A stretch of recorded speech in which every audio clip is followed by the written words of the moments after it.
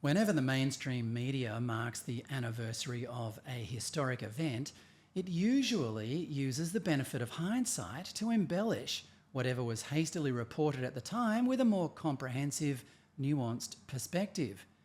Not so the 5th anniversary of the World Health Organization declaring a COVID pandemic in March 2020, which this weekend triggered an orgy in the mainstream media, not of contextual analysis, but of nauseating nostalgia.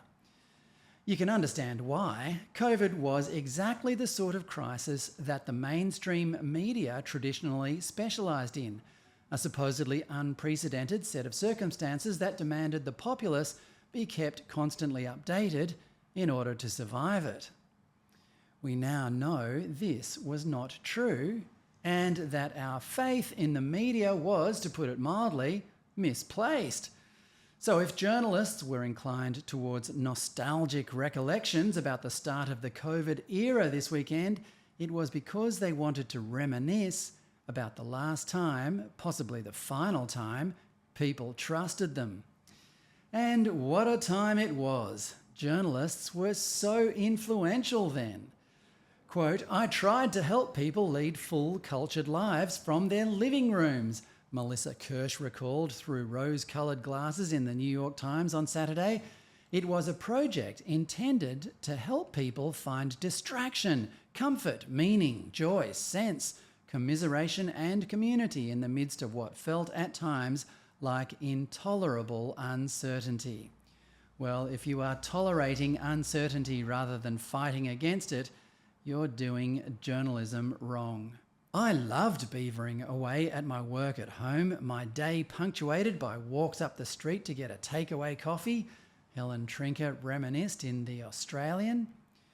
With theatres and the pub closed, entertainment was beamed remotely to our front rooms, access many disabled people had long dreamed of, rejoiced The Guardian's disability reporter Frances Ryan.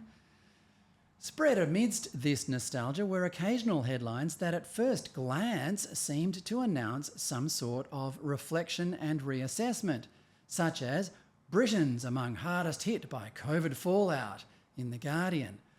"The economic impact of COVID lingers" on MSN, and "Day of Reflection" by Sky News in Britain. But these too fell disappointingly short.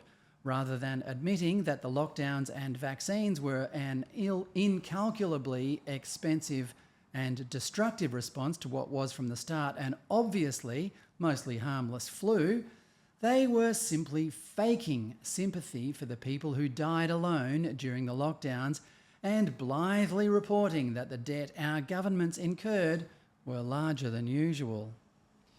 Warming to its task, the media then took the opportunity to remind us that another pandemic is due any day now, and this time our relationship to the system is not as robust as it once was. If we are to have any hope of an effective pandemic response next time, we must plan how to strike the balance between protecting the vulnerable yet maintaining a sense of community and connection.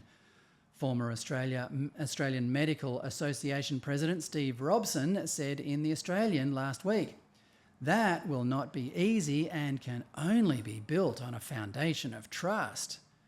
Well, on the contrary, old son, our response next time will be infinitely easier. All we need to do is not believe a thing the political, media and medical establishment tells us, and simply get on with our lives instead. If the last pandemic taught us anything, it is that trusting experts during a time of concocted crisis is as useful as interior decorating advice from Stevie Wonder. There are two ways to confirm this. Firstly, the facts about COVID don't lie. Despite the medical authorities' best efforts to skew the results, the average age of COVID deaths in Australia and the rest of the world is about 83. So this virus was not a threat to the rest of us.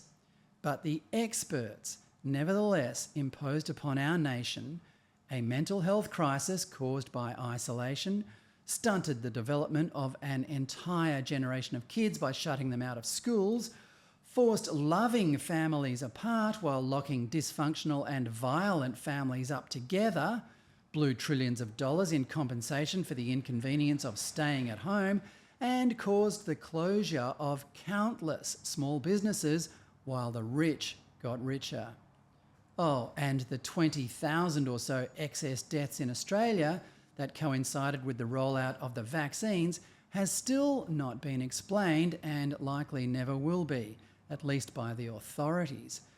The lack of curiosity about these deaths from the medical establishment leads us to inevitably conclude that these 20,000 people were killed by the safe and effective vaccines they imposed on us. The other way to look at COVID's effect on trust is as a continuation of the decline of experts.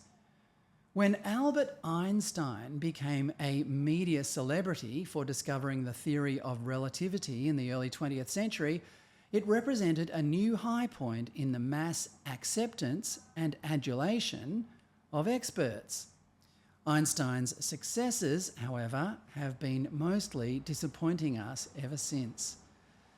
Their decline accelerated in 2009 when the hacking of emails from the Climate Research Unit at the University of East Anglia in 2009 revealed some of the world's leading climate scientists had tried to, quote, hide the decline in a set of temperature records to achieve a dubious and preconceived outcome from their so-called research. Experts are now more preoccupied with establishing and defending their authority than they are with conducting any legitimate research that might be of use to the rest of us. This is amusing enough, but becomes doubly comical when pseudo-findings are applied to a pseudo-discipline, like human rights. Last week, the Australian Human Rights Commission released its collateral damage report, which declared with unintended irony that, quote, human rights were not always considered or protected during the COVID response. The very organisation whose only job is to safeguard human rights looked away while those rights were violated on a scale and severity unprecedented in our peacetime history. Quote, it's not for me to tell them how to do their job, but I fancy the ideal time to be bold in defence of our human rights might have been when they were under attack, Steve Waterson helpfully opined in his characteristically restrained manner in one of the few admirable and honest COVID retrospectives published in any mainstream publication in the world, which was in The Australian on Saturday.